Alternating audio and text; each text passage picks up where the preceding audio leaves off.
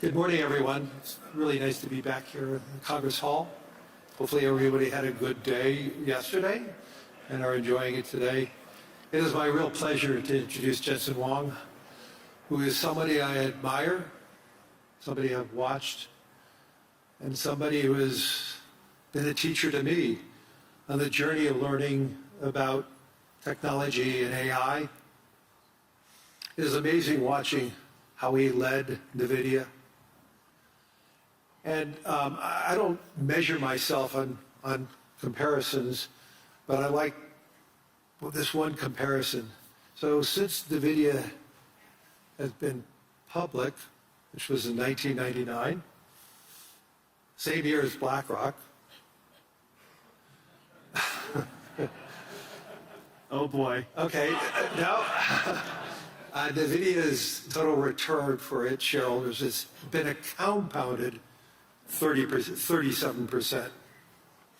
Just think about that. What would that mean to every pension fund if they invested in Nvidia as an IPO? The amount of successes we have with everybody's retirement. At the same time, BlackRock's annualized total return has been 21%. Not so bad for a financial services company, but it certainly pales. And so that is just a really great indication of Jensen's leadership, the positioning of Nvidia, and also it is a great statement about what the world believes in the future of Nvidia. So Jensen, congratulations on that journey, and I know we have many more years of that journey ahead of us. Thank you. I appreciate that. My only regret was at the IPO, after the IPO, I wanted to buy my parents something nice. And so I sold Nvidia stock at a valuation of $300 million. The company was at a valuation of $300 million, and I bought them a Mercedes S-Class. It is the most expensive car in the world. They regret it. Do they still have it? Oh, sure. Yeah, Good. They still have it, yeah. Good. Let me go into the subject matter now, but I just want to say, the debate on AI is about how it's going to change the world and the global economy. Today, I want to talk about how AI can add to the world economy and how AI can increasingly become a foundational technology that everyone in this room can be utilizing, enhancing our lives, enhancing the lives of everyone in the world. And we need to talk about how it's going to reshape productivity, labor, infrastructure across virtually every other sector. But importantly, how it's going to reshape the world, and how can more segments of the world benefit from AI? And how can we ensure that we have a broadening of the global economy, not a narrowing of the global economy?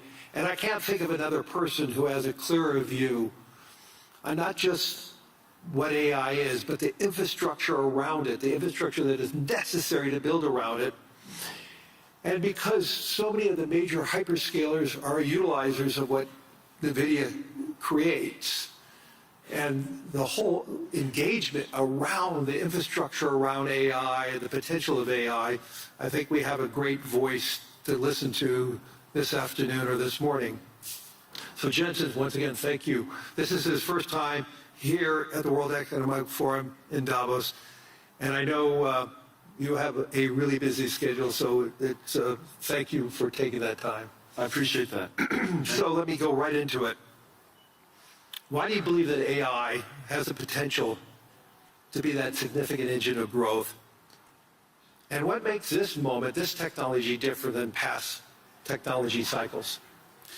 Yeah, this is, first of all, when you think about AI and you're interacting with AI in all these different ways, ChatGPT, of course, using Gemini, of course, using Anthropic, Claude, of course, and the magical things that it could do, it's helpful to reason back to the first principles of fundamentally what is happening to the computing stack.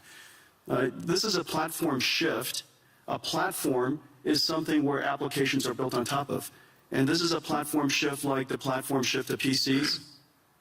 new applications were developed to run on a new type of computer, platform shift to the internet, a new type of computing platform, hosted all kinds of new applications, a platform shift to mobile cloud.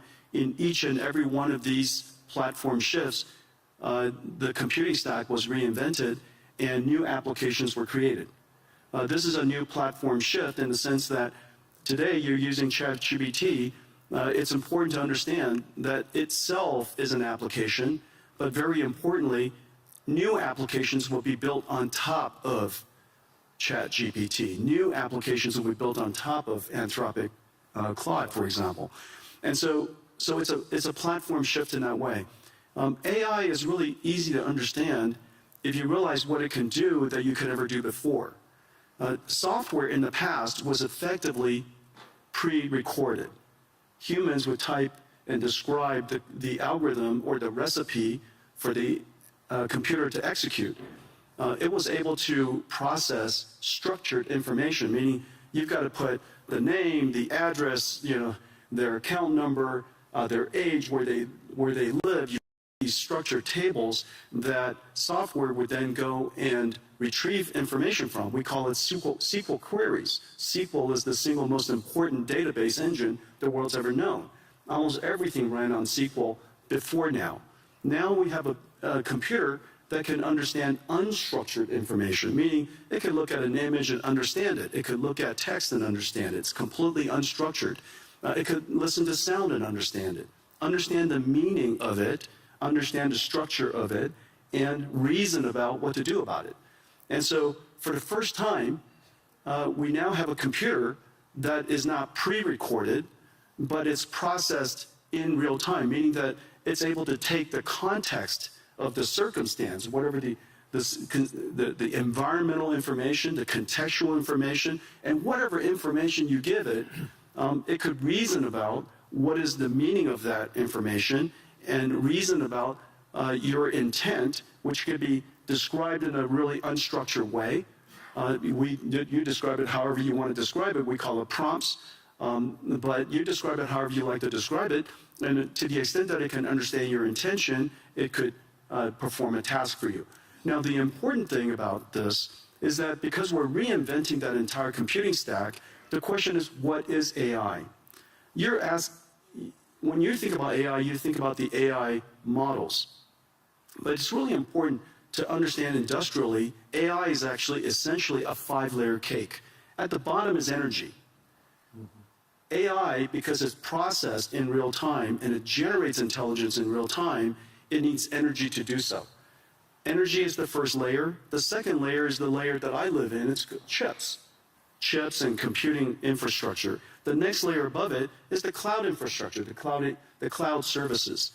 The layer above that is the AI models. This is where most people think AI is. But don't forget that in order for those models to happen, you have to have all of the layers underneath it. But the most important layer, and this is the layer that's happening right now, the reason why last year was an incredible year, frankly, for AI, is that the AI models made so much progress that the layer above it, which is ultimately the layer that we all need to succeed, the application layer above that. And so this application layer could be in financial services, it could be in healthcare, it could be in manufacturing.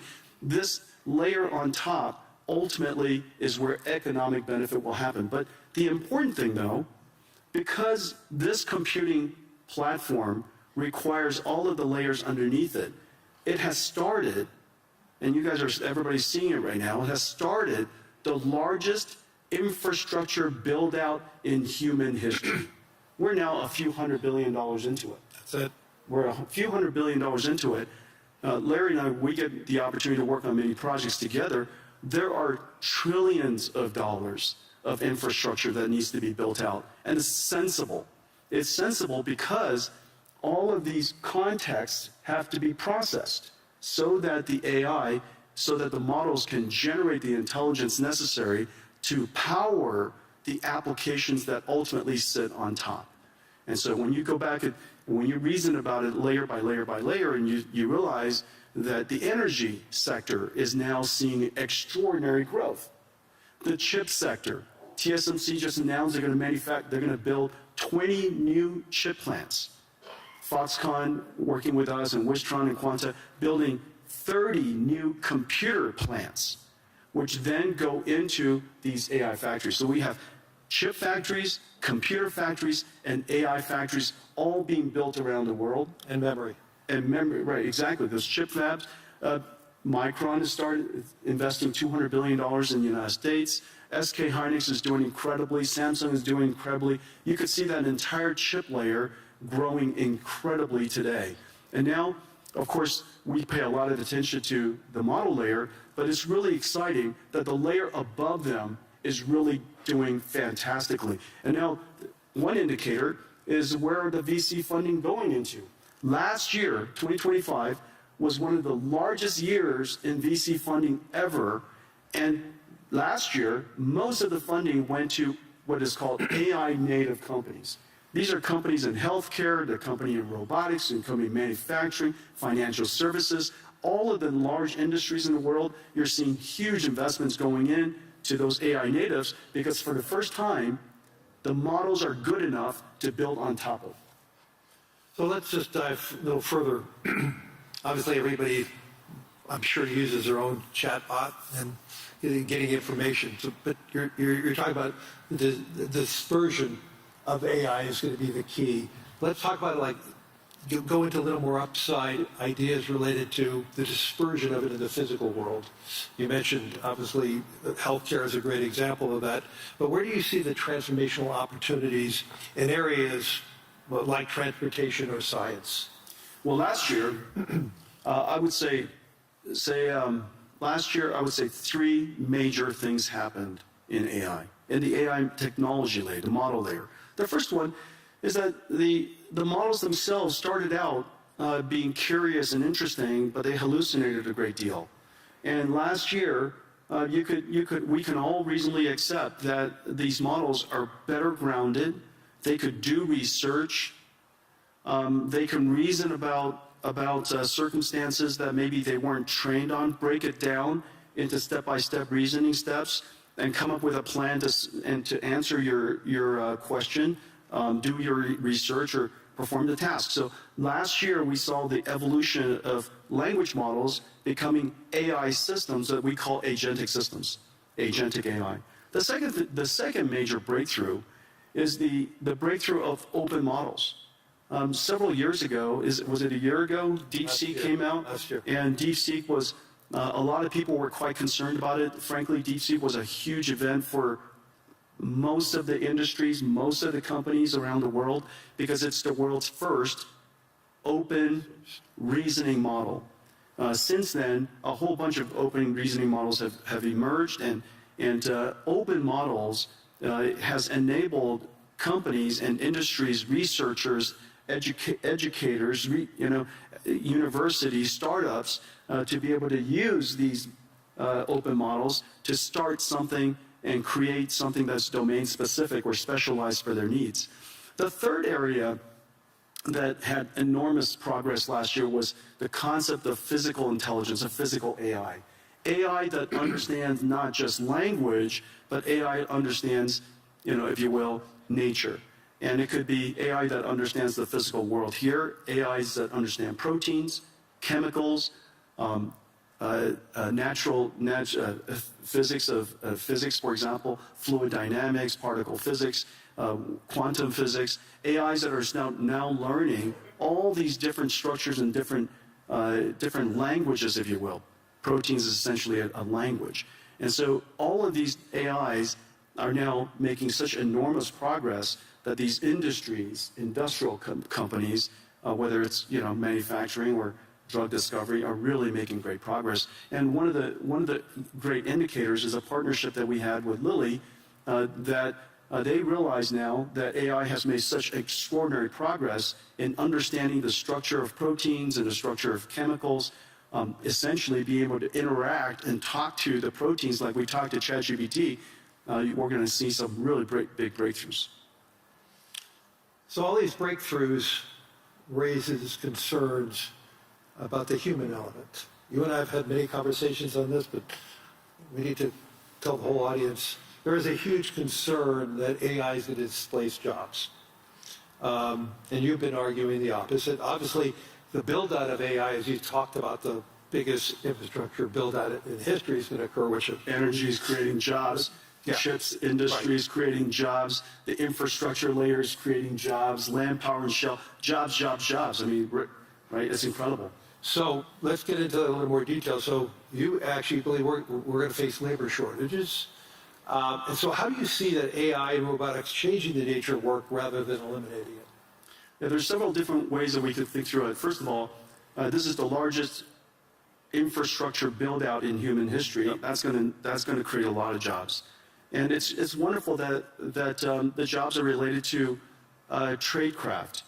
And we're going to have plumbers and electricians and construction and steel workers and network technicians and people who install and fit out the equipment. And all of these jobs, we're going to, in the United States, we're seeing quite a significant boom in this area. Salaries have gone up, nearly doubled. Yeah. And so we're talking about six-figure salaries for people who are building chip factories or computer factories or AI factories. And we have a great shortage in that. And I'm really delighted to see so many people in so many countries really recognizing this important area. You know, everybody should be able to make a great living. You don't need to have a PhD in computer science to do so. And so I'm delighted to see that. The second thing to realize, and so we theorize about the automation of tasks and things like that, and what is the implication to jobs. You know, I'll just offer some anecdotes. These are real-world anecdotes of what has actually happened. Remember, 10 years ago, one of the first professions that everybody thought was going to get wiped out was radiology. And the reason for that was the first AI that became superhuman in capability was computer vision. And one of the largest applications of computer vision is studying scans by radiologists.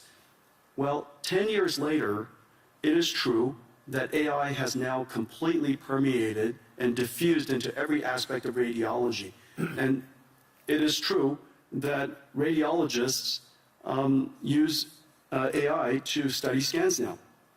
The impact is 100%, and the impact is completely real. However, not surprisingly, I say not surprisingly, if you reason from first principles, not surprisingly, the number of radiologists have gone up. Is that because of lack of trust or is that because the human interaction with the results of AI Exactly. is a better outcome? Exactly. The reason for that is because a radiologist, their job, the purpose of their job is to diagnose disease, to help patients diagnose disease. That's the purpose of their job. The task of the job includes studying scans. The fact that they're able to study scans now infinitely fast allows them to spend more time with patients, diagnosing their disease, interacting with the patients, interacting with other clinicians. Well, surprisingly, also not surprisingly actually, as a result of that, the number of patients that the hospital can see has gone up. Because, you know, there are a lot of people waiting a long time to get their scans done. And so now, because the number of patients have gone up, the revenues of the hospital has gone up, they hire more radiologists. This is the same thing that's happening to nurses. We're 5 million nurses short in the United States. As a result of using AI to do the charting and the transcription of the patient visits, nurses spend half of their time charting. And now they could use AI technology, and one particular company, Abridge, they're a partner of ours doing incredible work.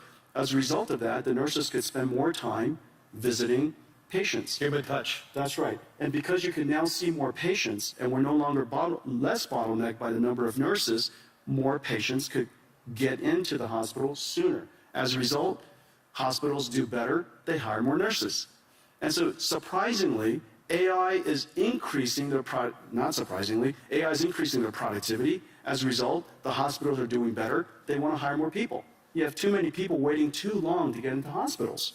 And so these are two perfect examples. Now, the easiest way to think about what is the impact of AI on a particular job is to understand whether the job, what is the purpose of the job, and what is the task of the job. If you just put a camera on the two of us and just watched us, you would probably think the two of us are typists because I spend all of my time typing. And so if AI could automate so much word prediction and help us type, then we would be out of jobs. But obviously that's not our purpose. And so the question is, what is the purpose of your job? In the case of radiologists and nurses, is to care for people. And that purpose is enhanced and made more productive because the task has been automated. And so to the extent that you can reason about each one of the people's purpose versus the task, I think it's a helpful framework. Let's move this beyond the developed economies. Help me understand how AI is going to broaden the world and help the world. I read an Anthropic piece this past weekend. It basically said the utilization of AI most recently is very dominant by the educated society. And they're even seeing the educated component of each society being heavily more utilized. And obviously they're using it against their own model Claude, so it may have its own biases. So how do we ensure that AI is a transformational technology, maybe like what Wi-Fi and 5G was for the emerging world? And when you intersect that, what does it mean for the emerging world? And John, how do we broaden the global economy? And two, getting back to the whole job situation with robotics and AI, there is going to be some substitution there. And there's substitution in the United States already going on. We may be creating more plumbers and electricians, but we probably need less analysts at financial institutions. Lawyers need less analysts, because they're able to accumulate the data faster. So let's just pivot on to the emerging world for a second, in the developing world. How do you see that play out? Well, first of all, AI is infrastructure, and there's not one country in the world, I can't imagine, that you need to have AI as part of your infrastructure, because every country has its electricity, you have your roads, you should have AI as part of your infrastructure. Of course, you could always import AI, but AI is not so incredibly hard to train these days, and because there's so many open models, these open models with your local expertise, you should be able to create models that are helpful to your own country. And so I really believe that every country should get involved to build AI infrastructure, build your own AI, take advantage of your fundamental natural resource, which is your language and culture, develop your AI, continue to refine it, and have your national intelligence be part of your ecosystem. And so I think that's number one. And number two, remember, AI is super easy to use. It is the easiest software to use in history, and that's the reason why it's the fastest growing and most rapidly adopted. I mean, in just a couple of 2-3 years, it's coming up to almost a billion people. I think, first of all, Claude is incredible. Anthropic has made a huge progress, huge leap in developing Claude. Yep. We use it all over our company. The coding capability of Claude, its reasoning capability, its ability is just really incredible. And anybody with a software company really ought to get involved and use it. On the other hand, ChatGPT is probably the most successful consumer AI in history. And its ease of use and its approachability, I think everybody should get involved. And whether it's somebody in a developing country or a student, it is very clear that it is essential to learn how to use AI, how to direct an AI, how to prompt an AI, how to manage an AI, how to guardrail the AI, evaluate the AI. These skills are no different than leading people, managing people, things that you and I do all the time. So in the future, instead of biological, carbon-based AIs, in the future we're also going to have digital versions of AIs, silicon versions of AIs, and we'll have to manage them. They're just part of our digital workforce, if you will. And so I would advocate that for the developing countries, build your infrastructure, get engaged in AI, and recognize that AI is likely to close the technology divide. Right. Because it is so easy to use and so abundant and so accessible. And so, I'm actually fairly optimistic about the potential of AI to lift the countries that are emerging, and for many people who haven't had computer science degree, all of you can be programmers now, And so in the past we had to learn how to program a computer. Now you program a computer by saying to the computer, "How do I program you?" And if you don't know how to use an AI, just go up to the AI and say, "I don't know how to use an AI. How do I use an AI?"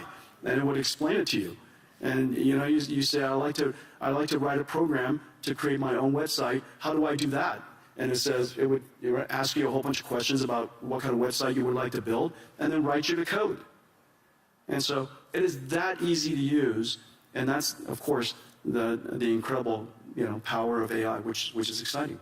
Two quick questions, then we're going to run out of time. We're sitting here in Europe.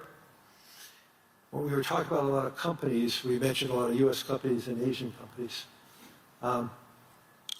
Talk to us about how AI and the success of Europe and the future of Europe can intersect, and how do you see Nvidia play that role here in Europe? Well, I have the benefit. Nvidia has the benefit of working with every AI company in the world, and because we're low in the infrastructure layer, and we power AI across the board, and we power AI that are languages, their biology, their physics, their world models, and related to manufacturing and robotics, and the thing that's really quite exciting for Europe is, remember, your industrial base is so strong. The industrial manufacturing base in Europe is incredibly strong. This is your opportunity to now leap past the era of software. The United States really led the era of software. AI is software that doesn't need to write software. You don't write AI, you teach AI. And so get in early now so that you can now fuse your industrial capability, your manufacturing capability, with artificial intelligence, and that brings you into the world of physical AI or robotics. Robotics is a once-in-a-generation opportunity for the European nations. Whether it's, all of the countries that I visit here, industrial base is really, really strong. The other thing to realize is that so much of the deep sciences are still very, very strong here in Europe. And the deep sciences now have the benefit of applying artificial intelligence to accelerate your discovery. And so I think that it's fairly certain that you have to get serious about increasing your energy supply so that you could invest in the infrastructure layer so that you could have a rich ecosystem of artificial intelligence here in Europe. So what I'm hearing is we're far from an AI bubble. The question is, are we investing enough? Let's turn it around, because there's so many people talking about a bubble, but the question is, what I'm hearing from you is, are we investing enough to do what we need to do to broaden the global economy? And so one good test on the AI bubble is to recognize that Nvidia has now millions of Nvidia GPUs in the cloud. We're in every cloud, we're used everywhere. And if you try to rent an Nvidia GPU these days, it's so incredibly hard. And the spot price of GPU rentals is going up. Not just the latest generation, but 2-generation-old GPUs. The spot price of rentals are going up. And the reason for that is because the number of AI companies that are being created, the number of companies shifting their R&D budget, Lilly is a great example. 3 years ago, most of their R&D budget, all of their R&D budget, was probably wet labs. Notice the big AI supercomputer that they've invested in, the big AI lab, increasingly that R&D budget is going to shift towards AI. And so the AI bubble comes about because the investments are large. And the investments are large because we have to build the infrastructure necessary for all of the layers of AI above it. And so I think the opportunity is really quite extraordinary. And everybody ought to get involved. Everybody ought to get engaged. we need more energy. I think that we all recognize that. We need more land power and shell. We need more trade skill workers. And in fact, that population of workforce is so strong here in Europe. Yes. In a lot of ways, the United States lost that in the last 20, 30 years. But it's still incredibly strong here in Europe. It's an extraordinary opportunity you have to take advantage of. And so I would, I know that where Larry and I work, we see the investment opportunities and the investment scale is going up. The number of startups, as I mentioned earlier, that 2025, the largest investment year in VC history, over $100 billion around the world. Most of it was AI natives. And so these AI companies are building basically the application layer above. They're going to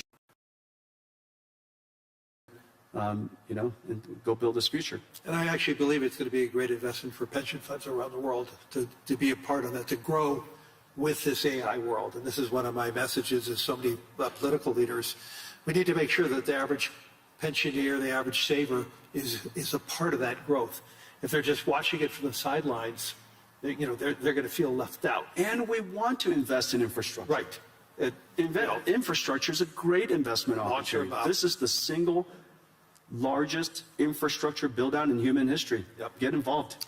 We're out of time. Hopefully everybody in the audience and everybody on the web streaming is seeing the power of Jensen Huang as a leader, not just a leader in technology and AI, but a leader in business and also a leader in heart and soul, which is really important today, having that leadership from the heart and the soul. So thank you, everyone.